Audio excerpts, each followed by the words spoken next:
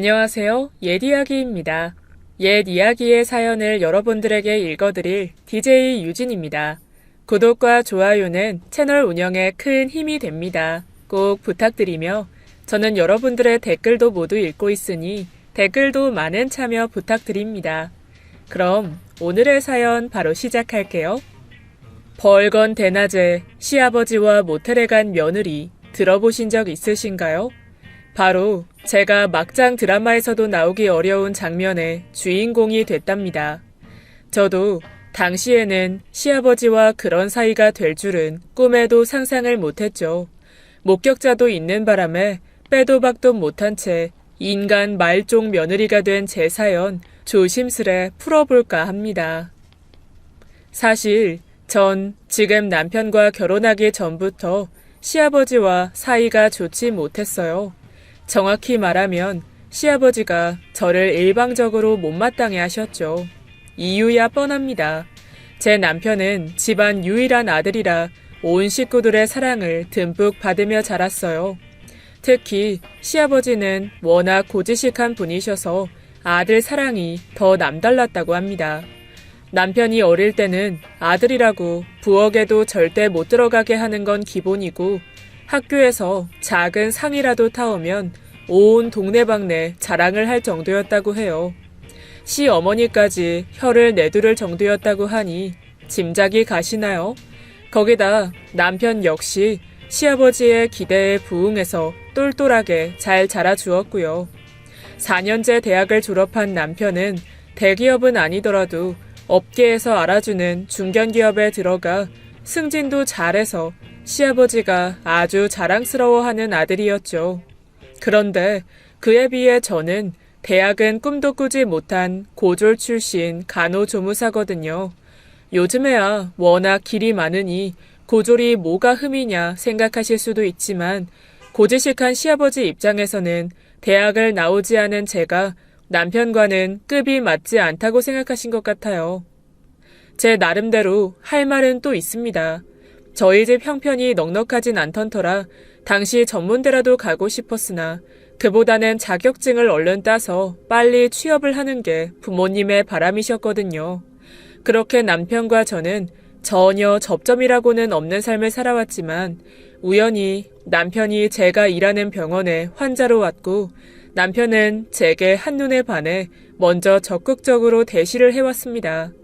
저도 남편의 정성어린 태도에 마음을 열고 사귀게 되었죠. 그러다 보니 상견례 이후 완강히 반대한 시아버지도 별 수 없었습니다. 남편이 저와 결혼하겠다며 완강히 고집을 부렸거든요. 지금껏 남편은 아버님께 대든 적 없는 착한 아들이었는데 결혼만큼은 양보를 하지 않으니 시아버지도 결국 저희 결혼을 승낙하셨습니다.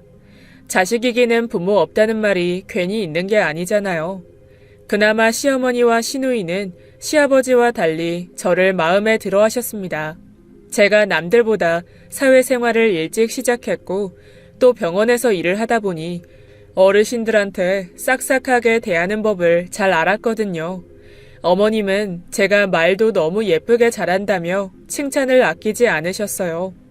거기다 주변 또래에 비해 돈도 많이 모아뒀고 세매도 밝은 편이라 야무진 며느리 들였다고 주변 친구분들께 자랑도 하시곤 했습니다. 문제는 여전히 시아버지와의 관계였습니다. 결혼 이후에도 시아버지는 저를 못마땅해 하셨거든요. 명절이라 시댁에 가면 저를 종처럼 부리시는 건 예산일이었죠. 예, 며느라. 가족들 식사 다 끝났는데 과일 내올 생각을 해야지. 며느라, 이것 좀 얼른 치워라. 며느리가 엉덩이 무겁게 있으면 안 되는 법이야. 이건 또 무슨 국이냐? 간도 안 맞고 무슨 맛인지를 모르겠다. 제 나름대로 관계 개선을 해보겠다고 며느리로서 최선을 다했지만 시아버지는 제 행동 하나하나에 태클을 걸었습니다. 그래도 이 정도 고난은 결혼 전 아버님의 태도 때문에 어느 정도 예상은 했습니다. 며느리로서 그 정도는 맞춰드릴 수 있기도 했고요. 아버님께 된통 혼나는 날도 있었지만 그래도 제가 결혼 생활을 힘들어하지 않은 이유는 남편의 힘이 컸습니다. 저희 남편은 어화둥둥 자란 것에 비해 가부장적이지 않았거든요. 오히려 집에 오면 시댁에서 저 고생했다고 본인이 밥, 빨래, 청소 등등 다 하기도 했고요. 그런데 다른 걸 다 떠나서 저를 가장 불편하게 하는 건 시아버지가 신혼 부부집에 불쑥불쑥 찾아오시는 점이었습니다. 처음에는 나름대로 예의를 갖추겠다고 그러신 건지 미리 연락을 주셨습니다. 그게 항상 도착 30분 전이라 힘들었지만요. 시간이 갈수록 이제는 아무런 연락도 없이 벨부터 누르시더라고요. 벨소리가 들리면 긴장까지 하게 됐습니다. 아버님은 남편 기력 보충시켜야 한다고 이것저것 싸들고 오시는데 전해주고 바로 돌아가시는 게 아니라 집안 여기저기 뒤져보시며 하나하나 잔소리를 하셨거든요. 보통은 시어머니가 며느리 살림살이에 간섭해서 고부 갈등이 많이 일어난다는데 저희 집은 시어머니가 아니라 시아버지가 간섭을 하니 요상한 그림이었죠. 게다가 저희 시아버지의 지적질은 웬만한 시어머니 지적질보다 더 심할 겁니다. 제가 어련히 남편 잘 챙겨줄 텐데도 제 모든 것이 다 마음에 안 드시는지 먼지 쌓인 곳 찾아내서 청소 안 한다고 트집 잡는 건 물론이고 남편 식단이나 영양제까지도 간섭하시더라고요. 아이고, 냉장고 이게 뭐냐? 냉동 만두하며, 직접 해 먹을 생각을 해야지. 그건 정우 씨가 좋아해서 사다 둔 거예요, 아버님. 제가 이것저것 많이 해주고 있어요. 너무 걱정 마세요. 말은 누가 그렇게 못하니? 볼 때마다 냉동식품이 있더라. 정우는 과일 좋아하는데, 과일도 몇 개 없고. 최근에 먹어서 그래요. 또 사다 둘게요. 미리미리 사둬야지. 변명은 그렇게 하다가 남편 건강 다 망치는 거야. 예. 며느리인 제가 무슨 힘이 있겠습니까? 처음에는 나름대로 반항 아닌 반항을 해봤지만 무조건 귀 막고 당신이 옳다고 하시니 이제는 저도 고분고분 구는 게 낫겠더라고요. 빨래 접은 모양까지도 하나하나 잔소리하시는 시아버지 앞에서 변명을 하면 잔소리가 더 길어지시거든요. 그리고 저는 간호조무사라 3교대를 하다 보니 출퇴근 시간이 일정하지가 않아요. 그래서 시아버지가 오실 때마다 제가 집에 있는 게 아니거든요. 마음으로는 당연히 아버님과 마주치지 않는 게 편하지만 그래도 막상 제가 집에 없는 시간에 시아버지가 찾아오시면 난감하더라고요. 저 없을 때 또 이것저것 살펴보고 트집 잡으실 것 같아 걱정도 됐죠. 처음에는 죄송하다고 다음에 다시 오시라고 말씀드렸는데 이런 일이 여러 번 반복되다 보니 내가 도둑도 아닌데 비밀번호 알려주는 게 그리 어려운 일이냐? 며느리가 돼서 일이 정없이 굴어야겠어? 너 귀찮게 안 할 테니 그냥 번호 여기 적어두거라. 이렇게 집 비밀번호를 알려달라고 호통을 치시더군요. 그래도 비밀번호까지 알려드리면 고생길이 더 훤할 것 같아 단호하게 거절했습니다. 한번 받아주기 시작하면 나중에는 시댁 들어와서 살라고 할까봐요. 아버님, 제가 제 업무 스케줄 나오면 알려드릴 테니까 가능하면 그때 맞춰서 오세요. 저희 부부 사생활도 있는데 비밀번호는 좀 아닌 것 같아요. 죄송합니다. 허이 참. 평소 고분고분하게 굴던 제가 이번에는 완강한 태도를 보이니 시아버지는 기가 차다는 듯 반응하시면서도 알겠다며 돌아가셨죠. 그런데 웬걸 남편을 구슬려서 알아내신 건지 아니면 전에 한번 같이 마트를 다녀왔다가 제가 비밀번호 칠 때 보고 외우신 건지 어느 날 비밀번호 누르는 소리가 들리더니 시아버지가 저희 집에 들어오시더라고요. 어머, 아버님, 비밀번호는 또 어떻게 알아내신 거예요? 이러시면 제가 너무 불편해요. 제가 집에 있는 스케줄도 알려드렸잖아요. 아내가 그런 거 언제 일일이 다 기억하고 있냐? 이거 오늘 나온 신선한 즙이라 얼른 가져왔지. 정우 퇴근하고 오면 그때마다 챙겨줘. 아니, 그래도 그렇지, 아버님. 저번에도 말씀드렸는데. 내가 내 아들 챙기겠다는데. 토달지 말고 이거 냉장고에 좀 넣어둬라. 시아버지는 제 원망 어린 목소리는 들리지도 않는다는 듯이 아무렇지 않게 부엌으로 들어가셨습니다. 저희 시아버지는 시장에서 건강원을 하시거든요. 흑염소 즙이니 개소주니 뭐 이런 것들 파는 곳이요. 남편에게 듣자 하니 결혼 전부터도 몸 챙겨야 한다며 종류별로 즙을 챙겨주시곤 했다고 하더라고요. 결혼하고 나서는 그나마 신경을 덜 쓰셔서 이 정도라는데 아버님은 저희 집에 보내주셨던 즙이 떨어질 때를 귀신같이 기억하시고는 그때마다 다시 즙을 한가득 챙겨 오셨습니다. 아들이 늘 1순위인 분이고 또 워낙 고리타분하신 분이니 결국 제가 두 손 두 발 다 들었습니다. 제 정신 건강을 위해서 좋게 생각하기로 했죠. 몇 달을 그렇게 시달리니 저도 자연스럽게 포기하게 된 것도 있습니다. 어차피 제가 집에만 있는 사람도 아니고 매번 제 스케줄 말씀드리며 시아버지 오는 시간을 신경 쓰기보다 마음대로 하시는 편이 차라리 나을 수도 있으니까요. 남편도 시아버지의 그런 모습에 늘 제게 미안하고 고맙다며 표현하니 시아버지 때문에 화가 나다가도 금세 누그러졌습니다. 남편 하나 보고 진행한 결혼이었으니 남편과의 결혼 생활에 더 집중해야겠다는 생각도 들었죠. 그래도 제가 시아버지께 몇 번을 말씀드리니 전처럼 곧바로 비밀번호를 누르지 않고 벨부터 눌러보시더라고요. 물론 벨을 눌렀을 때 사람이 없으면 비밀번호를 쳐서 들어오셨죠. 고집스러운 아버님이 나름대로 타협을 본 것일 테니 저도 더 이상 얘기하지는 않았습니다. 아버님의 행동 변화도 있었거든요.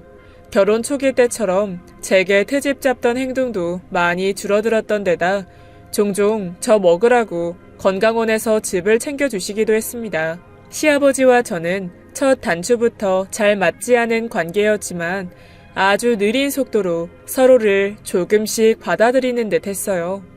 시간이 점차 흐르고는 저 역시 시아버지의 갑작스러운 방문에 무심해졌습니다. 일도 한창 바쁠 때라 시아버지와 마주칠 일이 생각보다 그리 많지는 않더라고요. 그러던 어느 날 정말이지 큰 문제가 발생하고 말았습니다. 그날을 생각하면 지금도 창피해서 숨고 싶어요.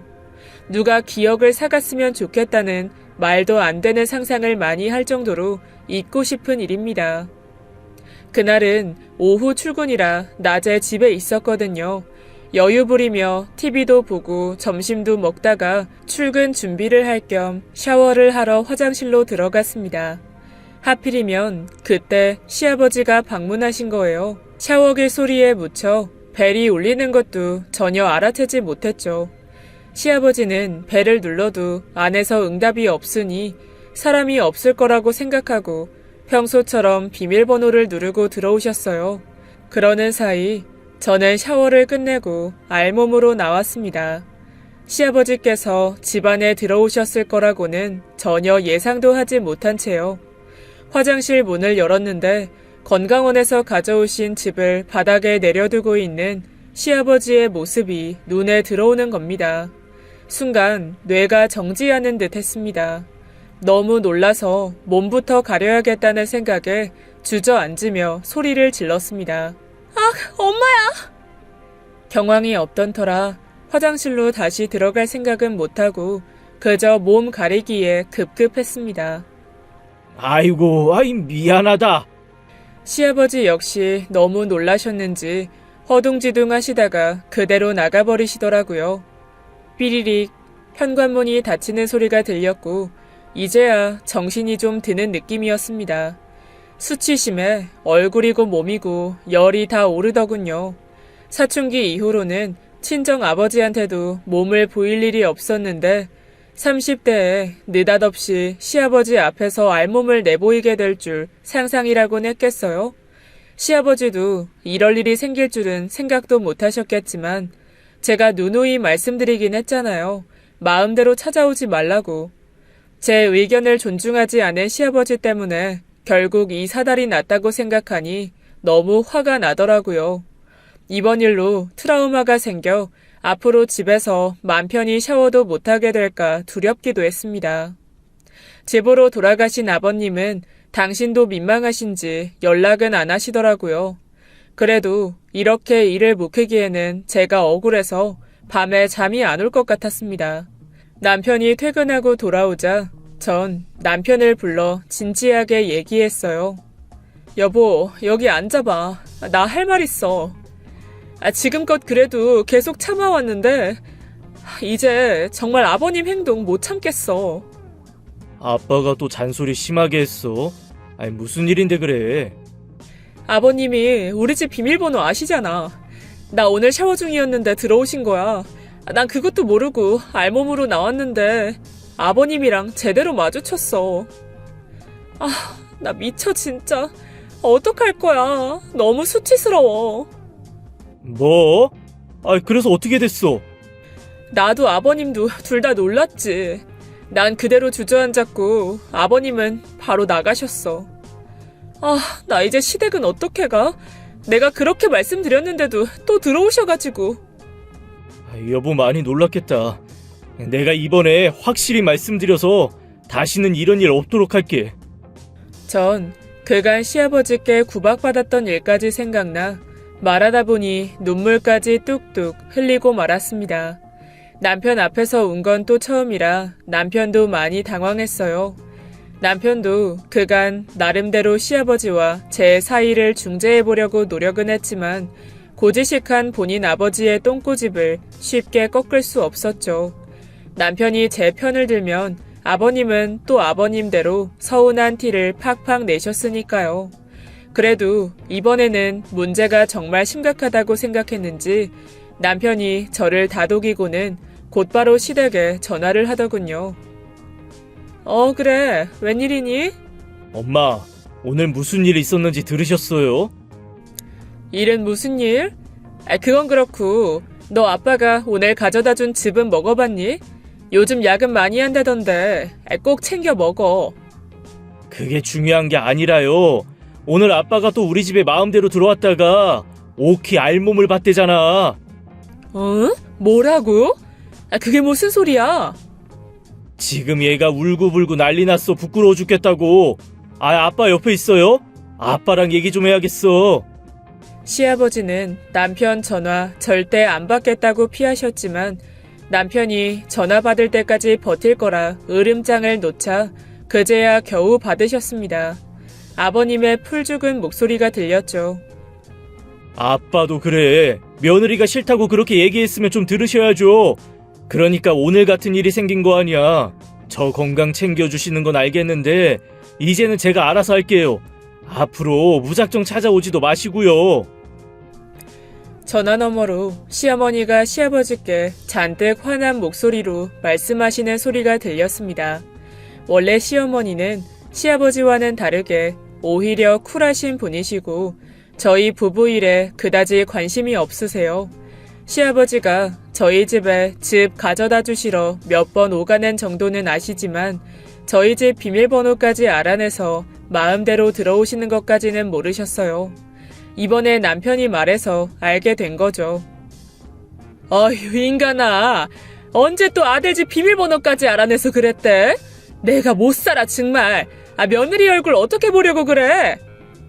한 차례 소동 후 전화는 끊겼습니다. 남편도 저에게 앞으로 이런 일이 다시는 없을 거라며 바로 현관 비밀번호도 바꿔버렸습니다. 확실히 제 편을 들어준 남편과 저 대신 아버님을 제대로 혼내신 어머님 덕에 기분은 좀 풀렸지만 앞으로 시댁에 간다는 게 꺼려졌어요. 시아버지 보면 자꾸만 오늘 일이 떠오를 것 같았거든요. 시아버지도 이번 일에 본인이 크게 실수했다는 걸 인지하신 건지 그 이후로는 저희 부부집에 일절 찾아오시지 않았습니다. 물론 비밀번호를 바꿔버려서 혹여나 찾아왔더라도 들어오지 못하셨겠지만요. 어찌됐든 저 역시 시아버지를 가능한 한 만나고 싶지 않아서 전처럼 시댁에 자주 가지도 않았어요. 남편도 제 눈치를 보느라 특별한 일이 아니고서는 시댁 가자는 말도 잘 못했죠. 가게 되더라도 시아버지가 외출하신 날 잠깐 다녀오거나 시댁에서 시아버지와 마주치면 대면대면 굴었습니다. 아이, 왔냐? 아, 네. 시아버지도 제 눈치만 살피시고는 곧바로 안방에 들어가셨습니다. 시댁에 모이면 이야기꽃 피우느라 웃음이 끊이질 않았는데 저와 시아버지 관계가 어색해지니 자연스레 시댁 분위기도 조용해졌어요. 그렇게 반년은 흐른 것 같네요.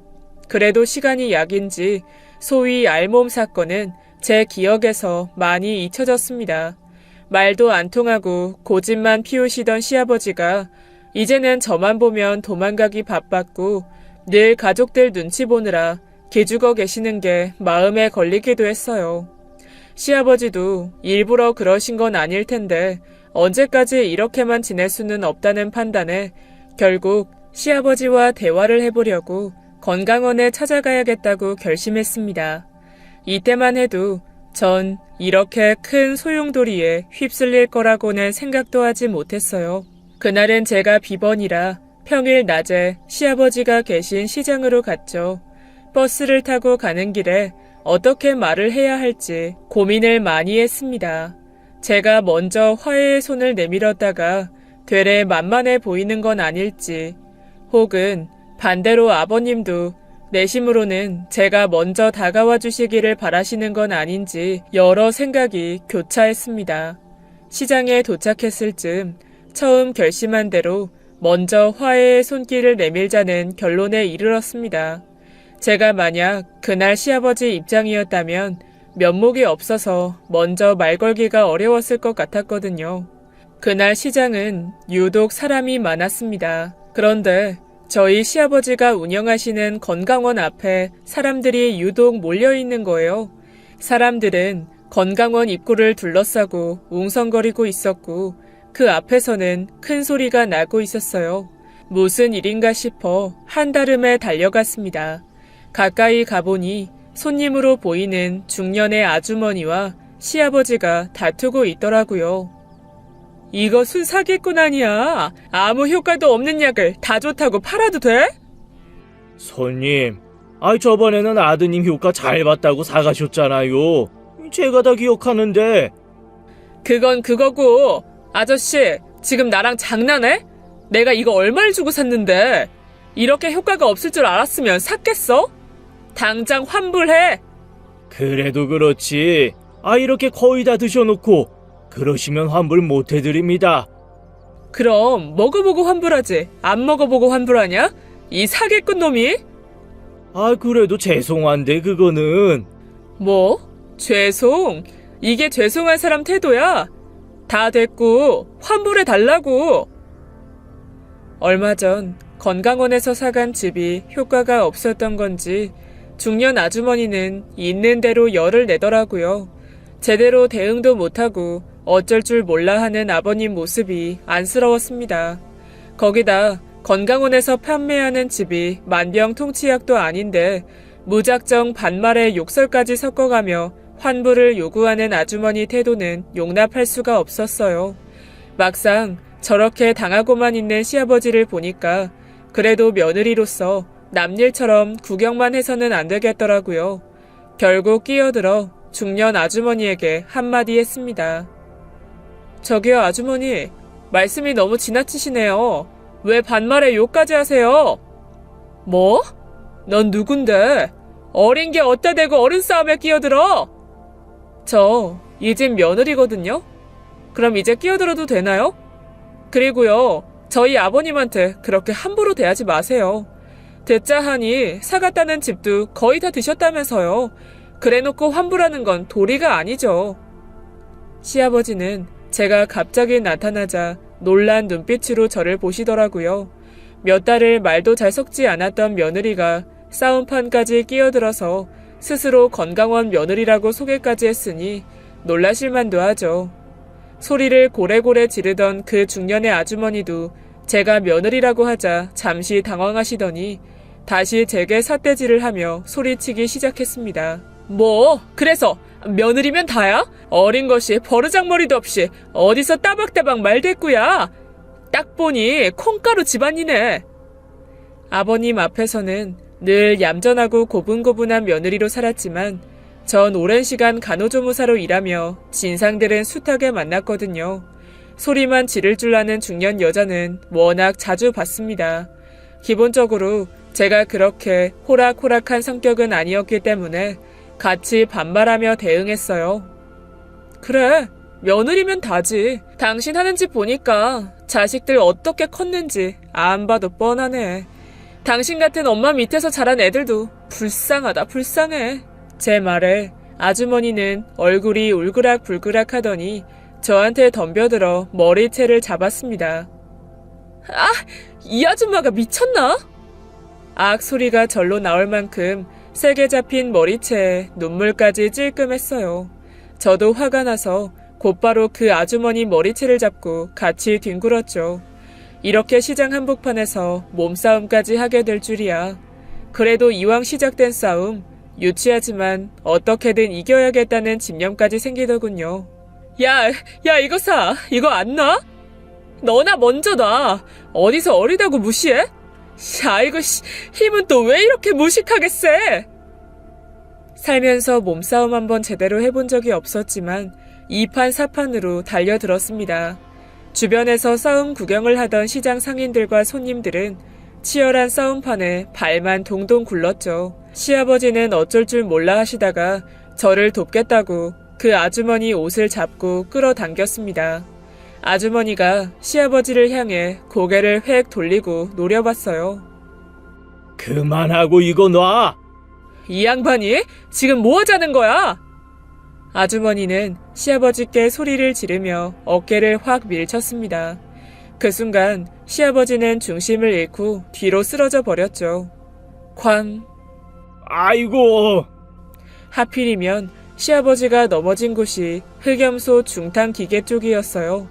기계와 부딪히며 큰 굉음이 일었고 시아버지는 한창 중탕하고 있던 흑염소 엑기스를 홀라당 뒤집어 써버렸습니다. 어머, 웬일이야? 저거 화상 입은 거 아니야? 싸움판을 지켜보던 사람들이 넘어진 시아버지를 보며 걱정하기 시작했어요. 그렇게 만든 장본인인 아주머니 역시 당황했는지 그제야 제 머리채를 놓더군요. 저도 너무 놀라 싸우던 것도 있고 시아버지께 달려갔습니다. 아버님, 괜찮으세요? 다행히 그 엑기스가 화상 입을 정도의 뜨거운 온도로 설정되어 있진 않았습니다. 겉보기에도 화상을 입은 부분은 없어 보였어요. 온도가 높았다면 얼마나 끔찍했을지 온몸이 부들부들 떨렸습니다. 전 엑기스 색으로 시커멓게 젖은 시아버지를 부축해 일으켜 드렸어요. 괜찮다. 아이 괜찮아. 아이 너무 걱정 마라. 큰일 날 뻔했어요, 아버님. 정말. 그렇게 기계까지 엎고서야 겨우 싸움이 중단되었습니다. 뻔뻔하게 환불을 요구하던 그 아주머니는 언제 도망간 건지 사라지고 없더군요. 분하고 열받았지만 어쩌겠어요. 당장 시아버지 걱정에 그 여자를 쫓아갈 여력이 없었습니다. 아버님, 그래도 혹시 모르니까 여기 근처에 병원 같이 가봐요. 바지까지 다 젖었어요. 피부 안쪽에 화상이라도 입었으면 어떡해요. 나는 진짜 괜찮다. 아이 너 괜찮냐? 괜히 나 때문에. 전 정말 아무렇지도 않아요. 아버님, 근데 이렇게 다 젖어서. 나는 괜찮으니까 너부터 얼른 집에 가서 좀 쉬어라. 나도 오늘은 얼른 정리하고 들어가야겠다. 시아버지는 오히려 저를 걱정하시며 말씀하셨죠. 아무리 그래도 시아버지를 저렇게 두고 혼자 집에 올 수 있겠어요? 가방에 챙겨왔던 휴지를 꺼내 얼굴이나 팔을 조금이나마 닦아드리고 있었습니다. 그렇게 상황이 좀 진정되자 이제야 저와 시아버지의 몰골이 눈에 들어오더라고요. 옆 가게에 붙어있는 거울을 보자 웬 거짓골을 하고 있는 여자가 있는 겁니다. 머리채는 또 어찌나 꼼꼼히 잡혔던지 폭탄 맞은 머리마냥 헝클어져 있었고 입고 간 가디건도 올이 풀린 채 늘어져 있었습니다. 새로 산 가디건인데 엉망이 된 모양을 보니 또 열이 확 받더라고요. 아까 머리채를 제가 먼저 잡을 걸 그랬나 봐요. 그런데 거기서 끝이 아니었습니다. 거울을 보며 대충 머리라도 정돈하고 있는데 코에서 뜨거운 것이 주르륵 흐르는 게 아니겠습니까? 설상가상 코피까지 터진 겁니다. 심지어 쌍코피였어요. 이제 제대로 광년이가 된 거죠. 어처구니가 없어 허탈한 웃음이 나오는데 옆에 서 있는 시아버지를 보니 마치 저희는 한 쌍의 노숙자 부녀 같아 보였습니다. 엉망인 모습이니 얼굴까지 닮은 것 같았어요. 아버님, 웃으면 안 되는데 저희 꼴 좀 봐요. 아이고, 이게 다 무슨 일이다냐? 시아버지도 제 옆에 와서 거울을 보시더니 입술을 꽉 깨무시는 겁니다. 아버님도 물에 빠진 생쥐처럼 쫄딱 젖었고 흑염소 엑기스의 색깔 때문에 옷까지 똥색으로 얼룩덜룩 물들어 있어서 볼만했거든요. 누가 보면 똥통에 빠진 줄 알겠다, 야. 그렇게 한번 웃음이 터지고 나니 멈추기가 힘들었습니다. 공교롭게도 시아버지가 손님과 싸움이 붙은 날에 건강원을 찾았다가 싸움에 얽혀버린 이 상황도 결과적으로 싸움에서 이겼지만 몰골은 누가 봐도 일방적으로 얻어터진 꼴인 게 너무 어이가 없기도 하고 시트콤 같았어요. 저희는 그렇게 한참을 거울을 보고 웃었습니다. 그러다 순간 동시에 웃음을 멈췄고 잠시 정적이 흘렀습니다. 사실 저희가 그렇게 같이 웃을 사이는 아니었잖아요. 시아버지도 그렇게 느끼셨는지 짐짓 진지한 표정으로 돌아와서는 말씀하셨습니다.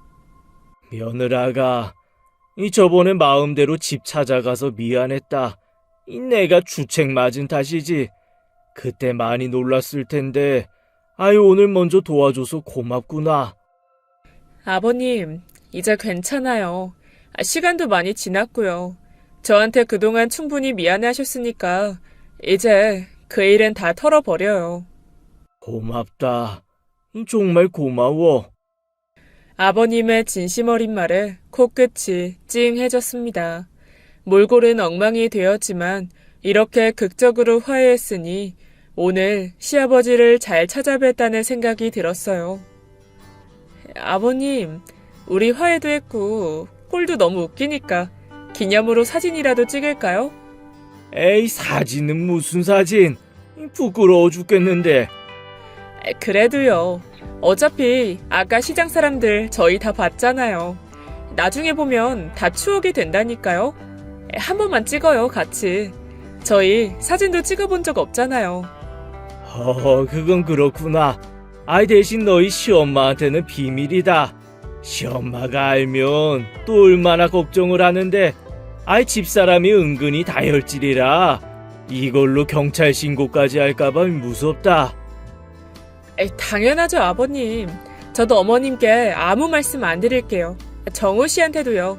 이번 일은 저희 둘만 몰래 알고 있자고요. 저와 시아버지는 결국 거울 앞에서 나란히 V까지 한 채 사진을 찍었습니다. 이 사진은 가족들 그 누구에게도 보여주지 않겠다고 약속드렸죠. 사진을 찍고 이번 일을 비밀로 간직하기로 하니 시아버지께 일종의 전우회까지 느껴졌어요. 이대로 집에 들어가면 시아버지 말씀대로 시어머니 잔소리를 면치 못할 것 같아 어떻게든 몰골은 처리해야 했죠. 저 역시 이 꼴로 집까지 버스를 타고 돌아갈 수 없었고요. 이걸 어디서부터 어떻게 해야 하나 막막하던 중에 시아버지 지인분이신 모텔 사장님이 도와주셨습니다. 아이고, 이게 무슨 일이래? 꼴들이 말이 아니구만. 자네는 이대로 들어가면 집사람한테 혼날 테니 우리 모텔에 잠깐 들러서 정리라도 하고 가. 사장님은 일용직 근로자들이 머무를 수 있는 작은 모텔을 운영하시던 분이었는데요. 저와 시아버지를 위해서 기꺼이 방 한 칸을 내주셨습니다. 정말 다행이었죠. 사장님께 여러 번 감사 인사를 드리고는 모텔로 갔습니다. 나는 여기 밖에서 기다리고 있을 테니 네 얼른 먼저 정리하고 나와라. 그럼 제가 얼른 먼저 씻고 아버님 옷 한 벌 사러 다녀올게요. 그렇게 저는 모텔에 들어가 헝클어진 머리도 다시 감고 코피까지 나는 바람에 피떡이 된 얼굴도 열심히 씻었죠. 다시 생각해도 웃음만 나오는 얼굴이었습니다. 아마 그 꼴로 남편과 길에서 만났다면 저를 못 알아봤을지도 몰라요. 제가 모텔에서 나오자 이번에는 시아버님이 흑염소 엑기스를 씻어내러 들어가셨어요. 전 시장 여기저기를 돌아다니며 아버님이 갈아입을 옷을 골랐습니다.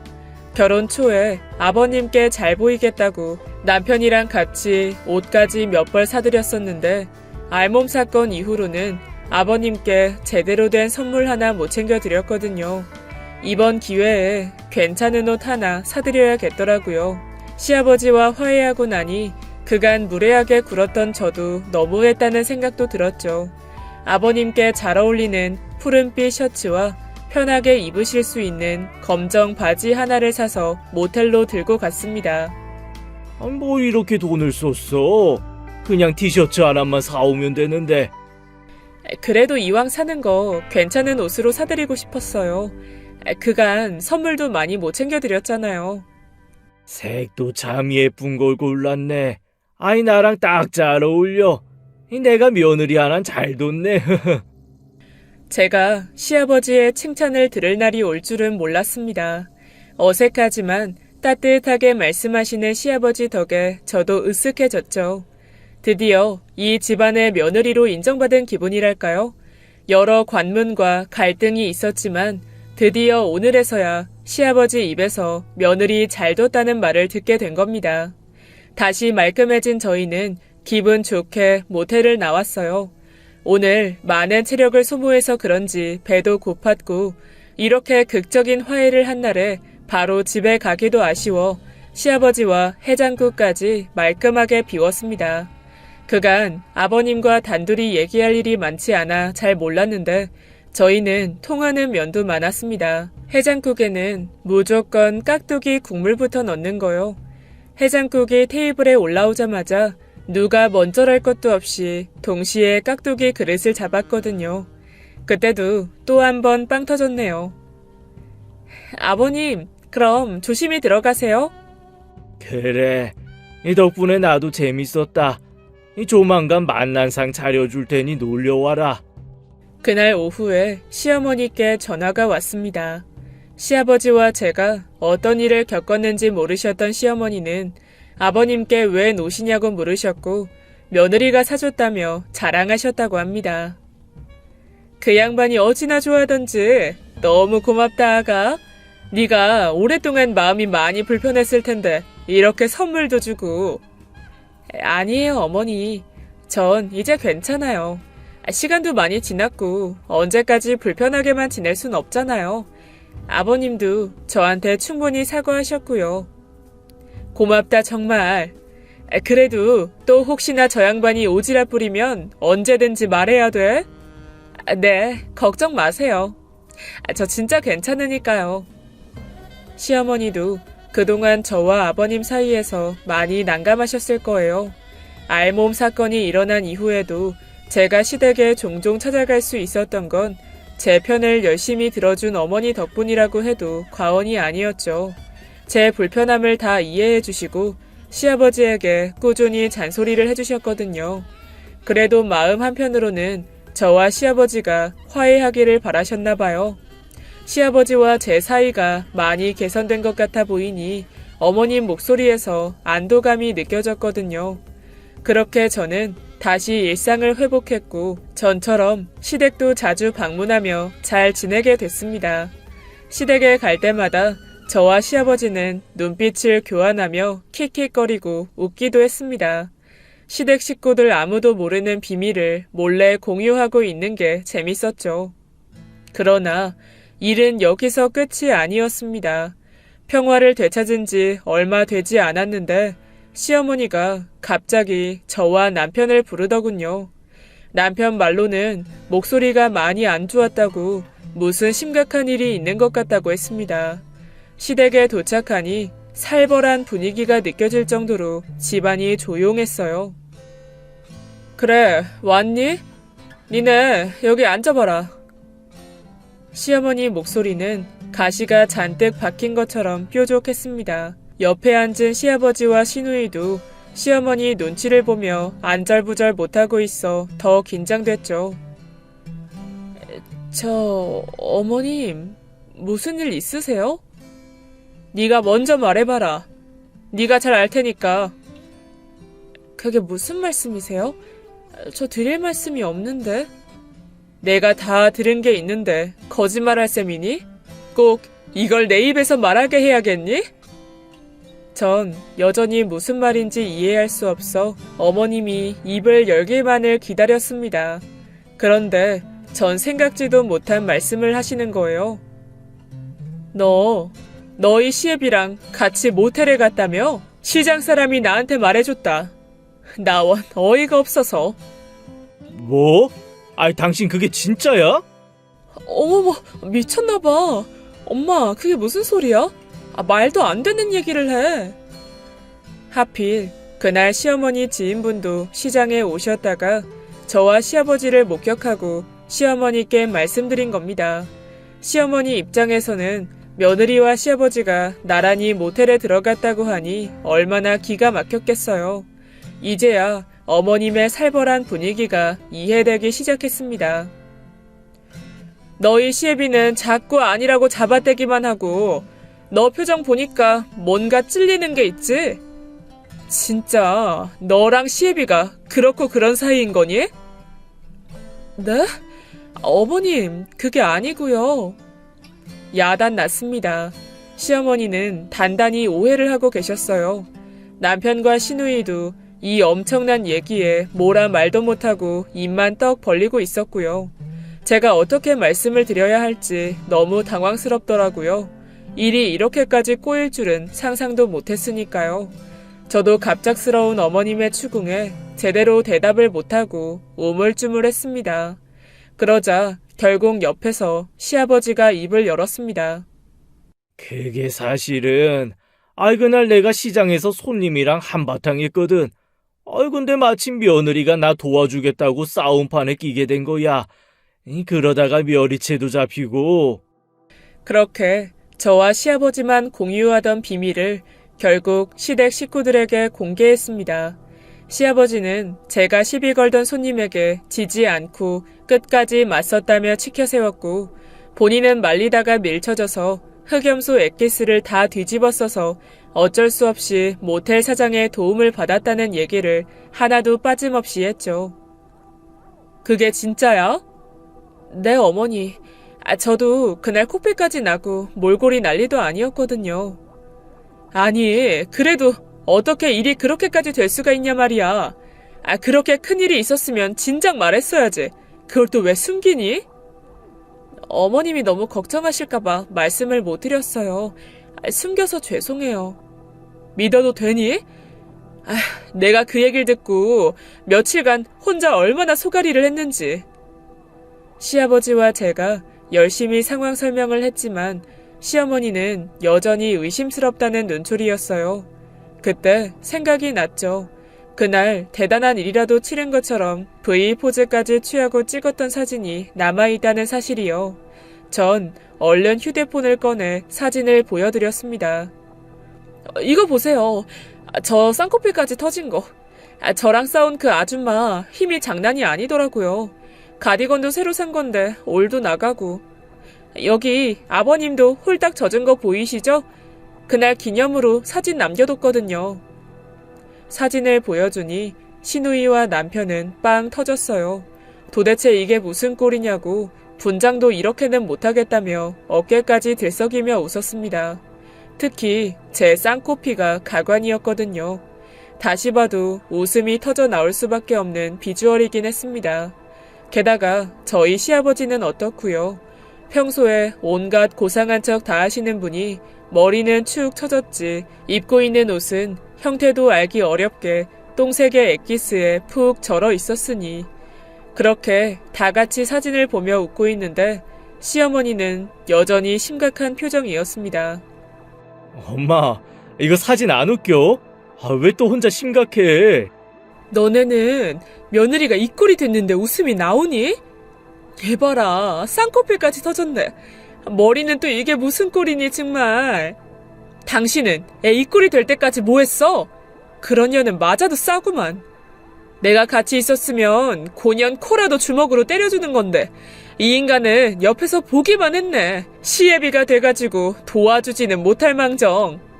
그게 아니고, 나도 그때 너무 정신이 없어서. 그래도 그렇지. 다 큰 어른이 정신이 없기는 뭐가 없어. 그때도 정신 딱 붙잡고 그런 싸가지 없는 년 한 대 매겼어야지. 애가 더 크게 다쳤으면 어쩔 뻔했어. 어머님은 쌍꺼피가 흐른 제가 더 걱정이셨나 봅니다. 그 이후로도 시어머니의 잔소리는 그치지 않았어요. 시어머니가 그렇게 열내시는 모습을 처음 봤습니다. 그만큼 저를 아껴주시는 것 같아 오히려 감동이었죠. 어머님, 전 이제 진짜 괜찮아요. 이제 맘 푸시고 우리 밖에 나가서 오랜만에 외식이라도 할까요? 어이구, 넌 속도 좋다. 너 때린 년 이름이나 사는 곳 아무것도 모르는 거지? 내가 찾아가서 요절을 내야 하는데. 어머니, 됐어요. 제가 애도 아니고 다음에 그 아줌마 만나면 제가 쌍코피 내고 올게요. 그렇게 저는 시어머니를 한참 달랬습니다. 남편과 시누이는 단체톡에도 사진을 올려달라며 여전히 웃기다고 난리였고요. 어찌되었든 오해는 잘 풀려서 어머님도 픽 웃어버리셨습니다. 결론적으로 웃음꽃을 피우며 저녁 식사도 맛있게 하고 집으로 돌아갔네요. 그날 이후 시아버지와 저는 아빠와 딸 못지않은 돈독한 사이가 되었습니다. 이제는 남편보다도 저를 먼저 챙기려고 하세요. 거기다 최근에는 제가 임신을 했어요. 계획보다 아이가 늦게 생겨 조급했었는데 어느 순간 축복이 저희 부부에게 찾아왔네요. 또 즙해왔네. 이거 가져가도 돼요? 야, 그거 우리 아가 거다. 너는 손도 대지 마르. 시댁 놀러가는 날이면 시아버지께서 제게 임산부 몸에 좋다는 약을 하나를 안겨주시는 건 물론이고 집 앞까지 배달도 해주십니다. 잠깐 들어오셔서 차 한 잔이라도 드시고 가면 좋을 텐데 이제는 시아버지가 먼저 손사래를 치세요. 임신한 며느리 피곤하게 할 만큼 눈치 없는 어른은 아니라면서요. 문 앞에 두고는 휴대폰도 사용 못하시는 분이 제때 잘 챙겨 먹으라며 문자를 남겨주시더라고요.